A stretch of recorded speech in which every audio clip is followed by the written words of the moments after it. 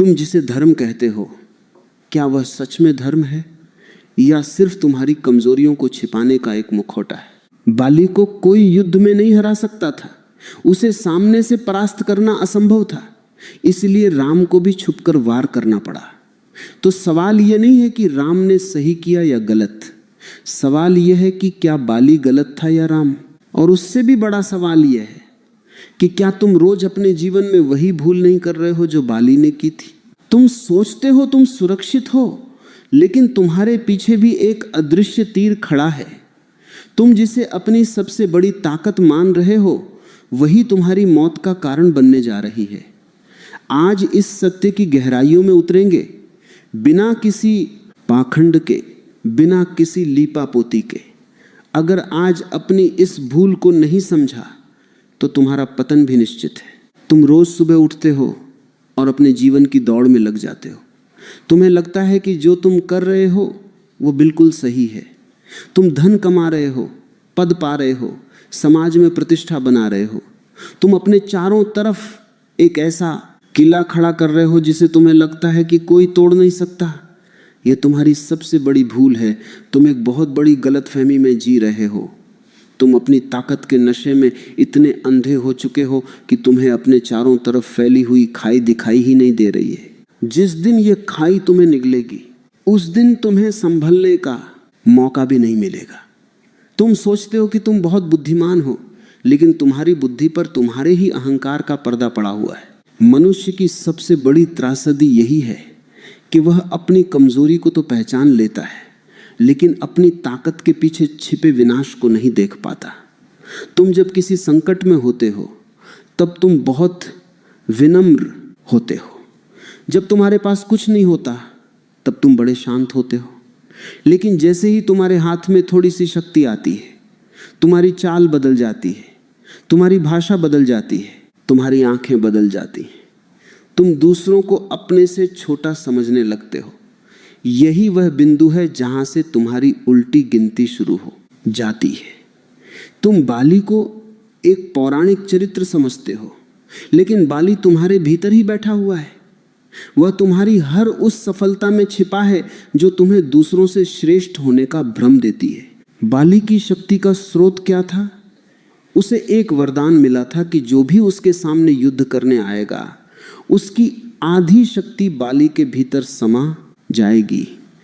पहली नजर में यह वरदान बड़ा अद्भुत लगता है।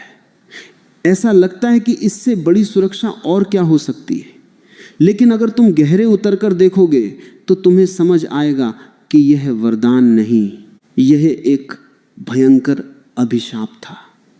इस वरदान ने बाली को कभी खुद की शक्ति को बढ़ाने का मौका ही नहीं दिया। वह हमेशा दूसरों की शक्ति पर निर्भर रहा। उसने कभी अपनी भीतर की ऊर्जा को शुद्ध नहीं किया। उसने बस दूसरों की ऊर्जा को छीनना सीखा। यही समस्या आज के आधुनिक मनुष्य की भी है। तुम अपनी ताकत कहाँ से पाते हो? तुम दूसरों को दबाकर, दूसरों को नीचा दिखाकर, दूसरों की संपत्ति या प्रतिष्ठा को छीनकर खुद को बलवान महसूस करते हो। जब तुम किसी दफ्तर में बड़े पद पर बैठते हो तो तुम अपने नीचे काम करने वाले लोगों को प्रताड़ित करते हो। तुम्हें लगता है कि तुम शक्तिशाली हो। नहीं, तुम शक्तिशाली नहीं हो। तुम सिर्फ दूसरों की बेबसी से अपनी ताकत खींच रहे हो। तुम्हारी अपनी कोई मौलिक शक्ति नहीं है। जिस दिन वह पद तुमसे छिन जाएगा, तुम एक केंचुए की तरह रेंगने लगोगे। तुम्हारी ताकत उद्धार की है, जैसे बाली की ताकत उद्धार की थी। उद्धार की ताकत हमेशा एक डर पैदा करती है, भले ही तुम उसे अहंकार के पीछे छिपा लो। बाली हमेशा निश्चिंत दिखाई देता था, लेकिन उसके भीतर एक गहरा डर था। वह डर था कि कहीं कोई ऐसा न मिल जाए जो उसके सामने न आए और दूर से ही उस पर वार कर दे। जब तुम दूसरों की शक्ति छीनकर बड़े बनते हो तो तुम्हारे भीतर भी यही डर बैठ जाता है। तुम हर समय चौकन्ने रहते हो। तुम हर किसी को शक की निगाह से देखते हो। तुम्हें लगता है कि हर कोई तुम्हारे खिलाफ साजिश कर रहा है। तुम्हारा यह डर ही तुम्हारी सजा बन जाता है। तुम अपनी ही बनाई हुई जेल में बंद हो जाते हो। अहंकार जब बहुत बड़ा हो जाता है तो वह सबसे पहले तुम्हारे अपनों पर ही चोट करता है। बाली के जीवन में भी यही हुआ उसका सगा भाई सुग्रीव, जो उसका सम्मान करता था, उसकी परछाई की तरह रहता था, वही उसका सबसे बड़ा शत्रु बन गया। क्यों बना? क्योंकि बाली ने सुग्रीव को राज्य से बाहर निकाल दिया। यहां समझने वाली बात यह है कि क्या यह निष्कासन बाली का अधिकार था या उसका अहंकार। जब दुंदुभी राक्षस के साथ युद्ध करते समय बाली एक गुफा में गया और कई दिनों तक बाहर नहीं आया, तो गुफा के द्वार से रक्त निकलता देख सुग्रीव ने समझा कि बाली मारा गया। उसने भारी मन से गुफा के मुख पर एक बड़ा पत्थर रख दिया ताकि राक्षस बाहर ना आ सके, और किष्किंधा लौटकर मंत्रियों के कहने पर राज्य संभाला। लेकिन जब बाली वापस आया तो उसने सच जानने की कोशिश ही नहीं की। उसने सुग्रीव के स्पष्टीकरण को सुना ही नहीं। उसके अहंकार को ठेस पहुंची थी कि उसके रहते हुए कोई और राजा कैसे बन सकता है। उसने सुग्रीव की इस मजबूरी को एक साजिश मान लिया। जब तुम्हारे भीतर अहंकार होता है तो तुम कभी दूसरे का नजरिया नहीं देख पाते। तुम हर बात को अपने खिलाफ मानते हो। तुम्हें लगता है कि हर कोई तुम्हारी कुर्सी छीनना चाहता है। बाली ने अपने सगे भाई को मार कर लहूलुहान कर दिया और उसे राज्य से बेदखल कर दिया। यह अधिकार नहीं था, यह विशुद्ध रूप से अहंकार की संतुष्टि थी। आज के परिवारों में क्या हो रहा है? भाई के बीच कोर्ट में मुकदमे चल रहे हैं। क्यों? क्योंकि एक भाई को लगता है कि वह ज्यादा समझदार है, ज्यादा शक्तिशाली है और वह दूसरे को दबा सकता है।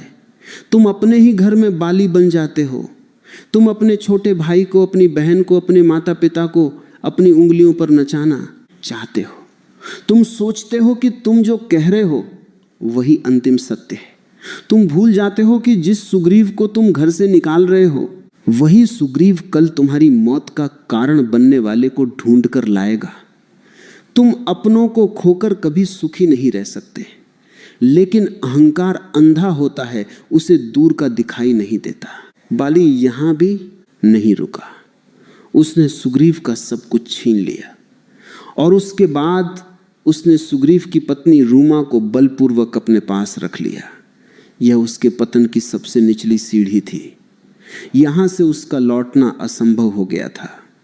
सुग्रीव उसका छोटा भाई था और भारतीय संस्कृति और मर्यादा के अनुसार छोटे भाई की पत्नी पुत्री के समान होती है। लेकिन जिसके पास अंधी ताकत हो वह मर्यादाओं को अपने पैर तले कुचल देता है। बाली को लगता था कि उसका कोई क्या बिगाड़ लेगा। जब तुम्हें यह लगने लगे कि कानून, समाज, नैतिकता और नियम सिर्फ कमजोरों के लिए है और तुम इन सबसे ऊपर हो, तो समझ लेना कि तुम्हारी विनाश की घड़ी आ चुकी है। आज समाज में ऐसे कितने ही लोग हैं जो बड़े पदों पर बैठकर या बहुत सारा धन कमाकर दूसरों की स्त्रियों पर, दूसरों के हकों पर डाका डालते हैं। उन्हें लगता है कि पैसा फेंककर वे सब कुछ खरीद सकते हैं। वे भूल जाते हैं कि प्रकृति का एक नियम है, तुम जो बोते हो वही तुम्हें काटना पड़ता है। बाली ने वासना और अधिकार की सारी सीमाएं लांघ दी। उसने सुग्रीव को सिर्फ संपत्ति से ही वंचित नहीं किया, बल्कि उसकी आत्मा को भी घायल कर दिया। जब तुम किसी की आत्मा को इतनी गहरी चोट पहुंचाते हो तो उस व्यक्ति के भीतर से जो चीख निकलती है वह सीधे ब्रह्मांड की शक्तियों को झकझोर देती है। एक बड़ा सुंदर उदाहरण देखो। एक व्यक्ति था जो एक बड़ी कंपनी का मालिक था। उसके पास अथाह पैसा था। वह अपने कर्मचारियों को गुलामों की तरह समझता था। एक दिन उसके एक वफादार मैनेजर ने उससे कहा कि उसकी पत्नी बहुत बीमार है और उसे छुट्टी चाहिए। उस मालिक ने अपने अहंकार में कहा कि अगर आज तुम गए तो कल से नौकरी पर मत आना। मैनेजर बेचारा रुक गया, लेकिन उस रात उसकी पत्नी का देहांत हो गया। उस मैनेजर ने नौकरी छोड़ दी और उसने एक नई कंपनी शुरू की। 10 साल बाद उस मैनेजर की कंपनी इतनी बड़ी हो गई कि उसने उस घमंडी मालिक की कंपनी को ही खरीद लिया और उसे अपनी कंपनी से बाहर निकाल दिया। जब वो मालिक रास्ते पर आ गया तब उसे समझ आया कि उसने क्या भूल की थी। तुम भी यही कर रहे हो। तुम अपने नौकरों को, अपने मातहतों को इंसान नहीं समझते। तुम सोचते हो कि तुमने उन्हें खरीद लिया है। तुम उनके आत्मसम्मान को रोज ठेस पहुंचाते हो। तुम भूल जाते हो कि वक्त का चक्का घूमता है। जो आज ऊपर है वह कल नीचे आएगा ही आएगा। बाली को भी यही लगता था कि ऋष्यमुख पर्वत को छोड़कर वह पूरी पृथ्वी पर कहीं भी जाकर सुग्रीव को मार सकता है। उसने सुग्रीव को हर जगह दौड़ाया। सुग्रीव के पास छिपने के लिए सिर्फ एक ही जगह बची थी, मतंगशी का आश्रम, जहां बाली को एक श्राप के कारण जाने की अनुमति नहीं थी। अहंकार तुम्हें इतना क्रूर बना देता है कि तुम सामने वाले को सांस लेने की जगह भी नहीं देना चाहते। तुम चाहते हो कि तुम्हारा दुश्मन पूरी तरह से नष्ट हो जाए। तुम उसकी आखिरी उम्मीद को भी छीन लेना चाहते हो। लेकिन प्रकृति बड़ी चालाक है। वह कमजोर के लिए हमेशा एक ऋष्यमुख पर्वत बचा कर रखती है। वह हमेशा एक ऐसी जगह छोड़ देती है जहां तुम्हारी ताकत काम नहीं करेगी। तुम कितने भी बड़े तानाशाह बन जाओ, तुम्हारी सीमाएं तय हैं। तुम उस सीमा के पार नहीं जा सकते। लेकिन बाली इस बात को भूल गया था। वह अपनी गुफा से बाहर निकलकर गर्जना करता रहता था, यह सोचकर कि वह अमर है। मनुष्य का यह सोचना कि वो अमर है उसकी सबसे बड़ी नासमझी है। तुम रोज मर रहे हो, तुम्हारी हर सांस तुम्हें मौत के करीब ले जा रही है, लेकिन तुम ऐसे जीते हो जैसे तुम यहां हमेशा रहने वाले हो। तुम इस धरती पर कब्जा करना चाहते हो, तुम मकानों पर मकान बनाना चाहते हो, तुम तिजोरियां भरना चाहते हो। तुम ये नहीं देखते कि तुम्हारे जैसे करोड़ों लोग आए और इस मिट्टी में मिल गए। आज उनका नाम लेने वाला भी कोई नहीं। बाली की किष्किंधा आज कहाँ है, वह वैभव कहाँ है, सब समाप्त हो गया। केवल उसकी वह भूल बची रह गई जो आज भी हमें सिखा रही है कि क्या नहीं करना चाहिए। जब शक्ति के साथ करुणा विलीन हो जाती है तो वह शक्ति नहीं रह जाती, वह केवल एक हिंसक पशु का औजार बन जाती है। बाली के पास अपार बल था, पर उसका हृदय करुणा से पूरी तरह रीता था। जिसके पास दया नहीं है, जो दूसरे के दुख को देखकर पिघल नहीं सकता, उसकी ताकत अंततः खुद को ही भस्म कर लेती है। तुम भी अपने जीवन में यही कर रहे हो। जब तुम्हारे पास थोड़ा सा भी अधिकार आता है, तुम सबसे पहले अपनी करुणा को दांव पर लगा देते हो। तुम कठोर हो जाते हो क्योंकि तुम्हें लगता है कि कोमलता कमजोरी की निशानी है। लेकिन याद रखना, जो वृक्ष जितना कठोर होता है, आंधी में सबसे पहले वही टूटता है। घास के कोमल तिनके झुक जाते हैं और आंधी के गुजरने के बाद फिर से सीधे खड़े हो जाते हैं। बाली उस कठोर वृक्ष की तरह था जिसे झुकना नहीं आता था। अब उस महाविवाद पर आते हैं जिसने सदियों से विचारकों को उलझा रखा है। राम ने बाली को छुपकर मारा, एक ओट से, एक पेड़ के पीछे से तीर चलाया। क्या यह धर्म था? क्या यह न्याय था? सतही तौर पर देखने वाले लोग राम पर उंगली उठाते हैं कि उन्होंने कायरों की तरह व्यवहार किया, लेकिन सत्य इतना उथला नहीं होता। सत्य की परतें बहुत गहरी होती हैं। राम का बाली को छुपकर मारना कोई कायरता नहीं थी, बल्कि वह बाली के उस अहंकार पर एक करारा प्रहार था जो सोचता था कि उसे कोई सामने से नहीं हरा सकता। राम जानते थे कि बाली को क्या वरदान मिला है। जो भी उसके सामने जाएगा उसकी आधी शक्ति बाली में चली जाएगी। ये कोई जादू नहीं था, ये एक मनोवैज्ञानिक सत्य था। जब तुम किसी ऐसे व्यक्ति के सामने जाते हो जो तुमसे ज्यादा आक्रामक है, जो अहंकार से भरा है, तो तुम्हारा अपना आत्मविश्वास डगमगा जाता है। तुम्हारी आधी ऊर्जा तुम्हारी घबराहट और डर में ही नष्ट हो जाती है, और सामने वाला तुम्हारी उसी घबराहट से और शक्तिशाली हो जाता है। राम इस विज्ञान को समझते थे। वे बाली के इस नियम के खेल में नहीं फंसना चाहते थे। अहंकार का सामना अगर तुम उसी के मैदान पर करोगे तो तुम कभी जीत नहीं पाओगे। अहंकार को हराने के लिए तुम्हें लीक से हटकर काम करना पड़ता है। राम ने छुपकर तीर क्यों चलाया? इसके पीछे एक बड़ी गहरी व्यावहारिक नीति थी। बाली समाज की मुख्य धारा से कट चुका था।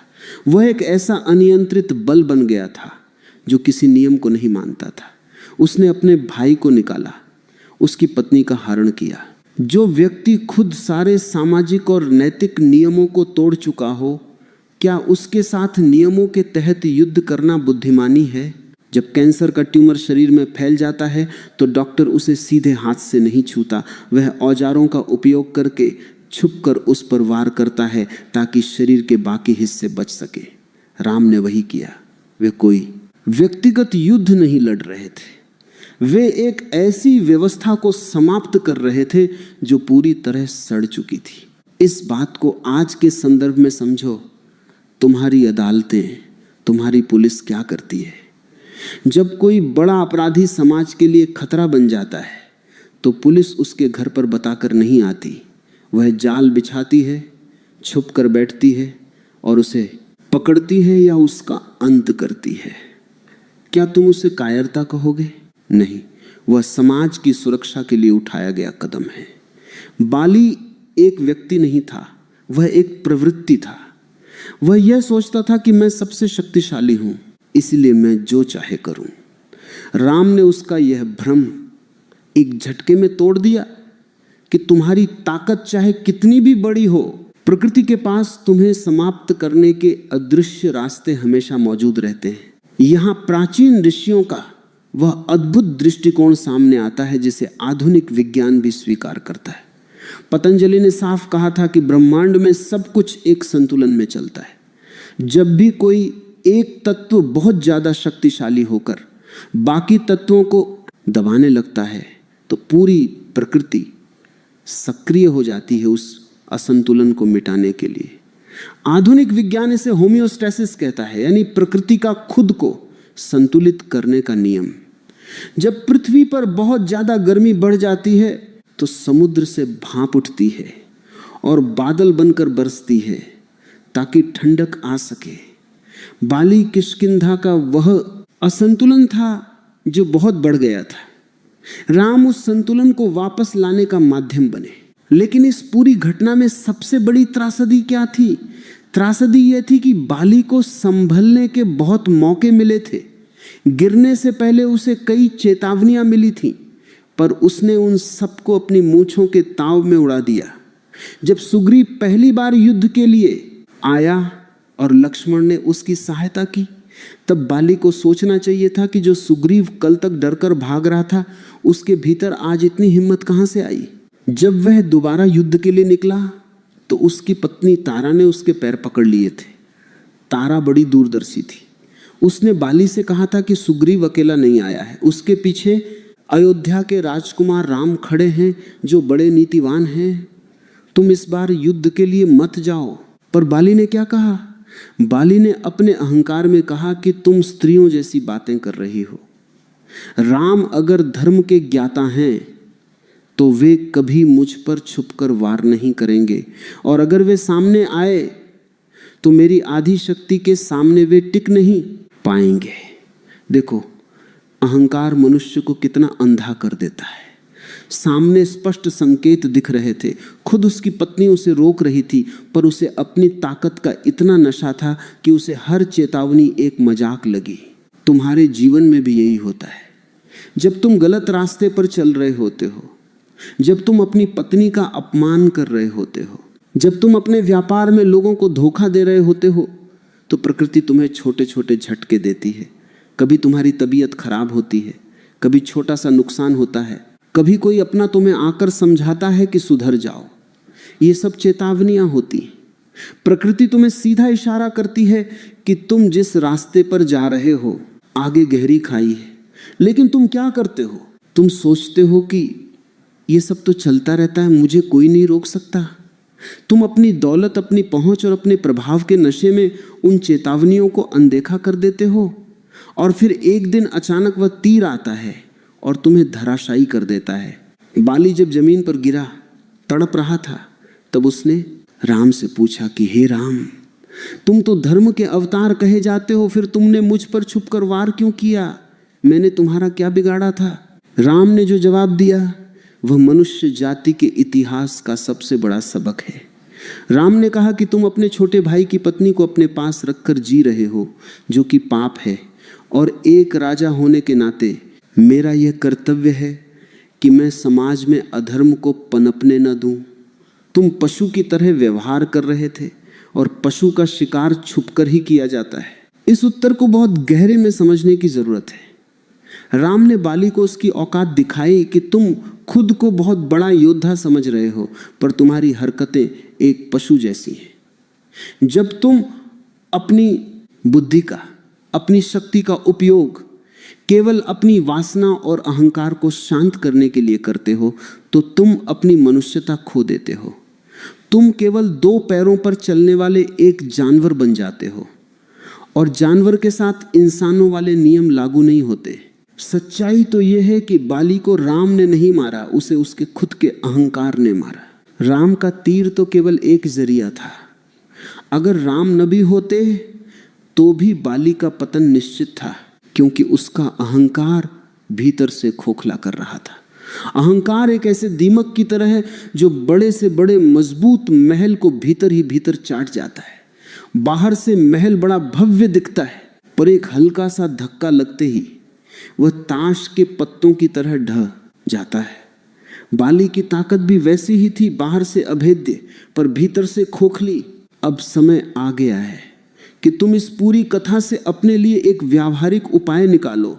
तुम्हें आज से क्या करना है?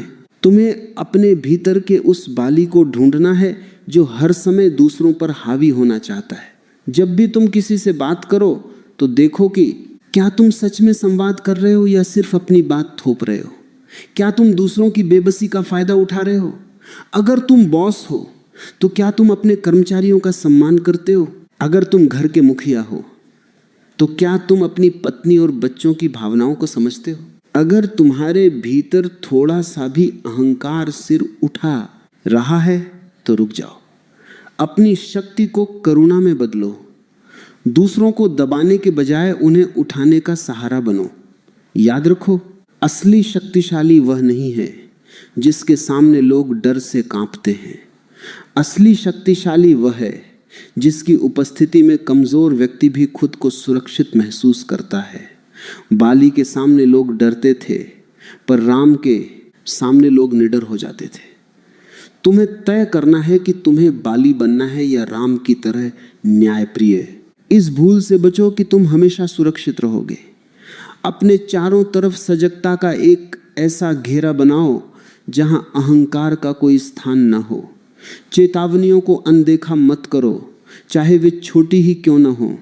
अपनों का हक मत मारो और मर्यादाओं का सम्मान करो। जिस दिन तुम अपने भीतर की शक्ति को करुणा के साथ जोड़ लोगे,